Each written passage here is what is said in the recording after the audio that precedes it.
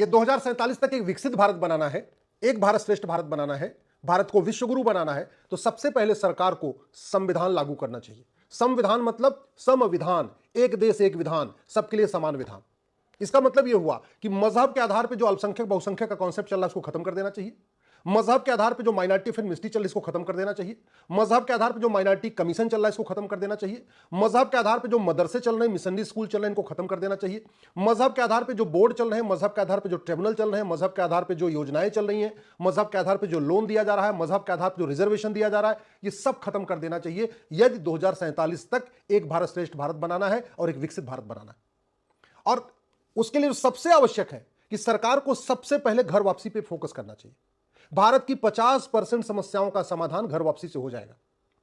घर वापसी से वसुधैव कुटुंबकम की भावना मजबूत होगी। घर वापसी से नारी तू नारायणी की भावना मजबूत होगी। घर वापसी से यत्र नारस्तु पूज्यते रमन्ते तत्र देवता की भावना मजबूत होगी। घर वापसी से सर्व मंगल मांगल्ये शिवे सर्वार्थ साधिके, यानी सबका विकास हो, सबका कल्याण हो, यह भावना मजबूत होगी। घर वापसी से जननी जन्मभूमिश्च स्वर्गादप गरीयसी की भावना मजबूत होगी। घर वापसी से राष्ट्र प्रथम की भावना मजबूत होगी। घर वापसी से विदेशी कुरीतियां खत्म होंगी। घर वापसी से जो भारत के संविधान का गोल है, equality, justice, liberty, fraternity, unity, national integration, ये हम अचीव कर पाएंगे। घर वापसी से सबको बोलने की आजादी मिलेगी, सबको सोचने की आजादी मिलेगी, सबको लिखने की आजादी मिलेगी। घर वापसी से वैज्ञानिक सोच विकसित होगी। घर वापसी तर्क शक्ति विकसित होगी।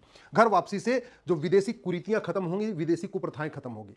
आज भी 75 साल के बाद भी बाल विवाह चल रहा है, बहुविवाह चल रहा है, घूंघट प्रथा चल रही है, पर्दा प्रथा चल रही है, चाची, मामी, बुआ, मौसी से निकाह हो रहा है, चचेरी बहन, ममेरी बहन, फुफेरी बहन, मौसीरी बहन से निकाह हो रहा है। ये विदेशी कुरीतियां हैं। घर वापसी से खत्म हो जाएगी।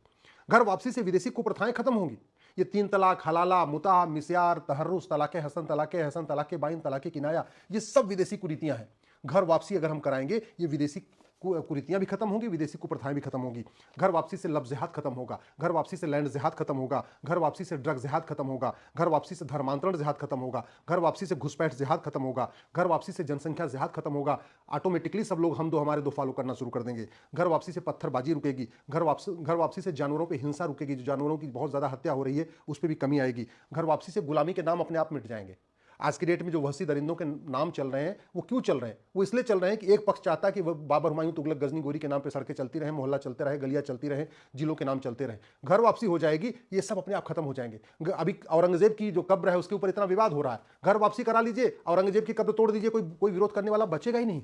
घर वापसी से गुलामी के स्कूल बंद होंगे, गुलामी की सोच बंद होगी, गुलामी का विचार बंद होगा। और घर वापसी से भारत की संस्कृति मजबूत होगी, भारत की परंपरा मजबूत होगी, अपराध कम होगा, पत्थरबाजी कम होगा। घर वापसी से दंगा कम होगा। घर वापसी से नशे का जो इतना बड़ा कारोबार चलता है वो कम होगा। घर वापसी से बहुत बड़ी संख्या में, बहुत बड़े प्रतिशत में अपराध खत्म होगा। इसलिए मैं सरकार से निवेदन करता हूं कि पूरा का पूरा प्रयास घर वापसी पे करिए। घर वापसी कराना केवल समाज का कार्य नहीं है, घर वापसी कराना सरकार का भी कार्य है। आर्टिकल 17 कहता है छुआछूत खत्म होना चाहिए, यानी मानसिक छुआछूत, आध्यात्मिक छुआछूत, बौद्धिक छुआछूत, वैचारिक छुआछूत खत्म होना चाहिए। घर वापसी से खत्म होगा। आर्टिकल 14 कहता है रूल ऑफ लॉ होना चाहिए, equality before law, equal protection of law होना चाहिए। घर वापसी से रूल ऑफ लॉ मजबूत होगा। घर वापसी से बहुत बड़ी संख्या में अपराध कम हो जाएगा। जो जुडिशरी के ऊपर इतना बोझ पड़ा हुआ है वो बोझ कम हो जाएगा। घर वापसी से वास्तव में जो धर्म कहते नहीं, ये तो धर्मस्ततो जय, वो जो भावना है वो सबके अंदर आएगी। अभी ये तो धर्मस्ततो जय सबके अंदर भावना नहीं है।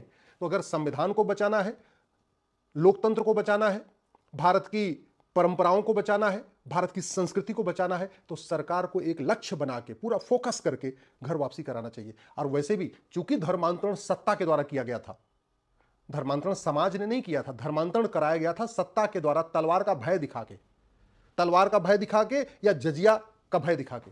तो घर वापसी भी सरकार को ही करना पड़ेगा। तलवार का भय तो नहीं दिखा सकती, लेकिन ऐसी योजनाएं ला सकती है जिसके कारण गरीब अपने आप स्वेच्छा से प्रोत्साहित हों घर वापसी करने के लिए।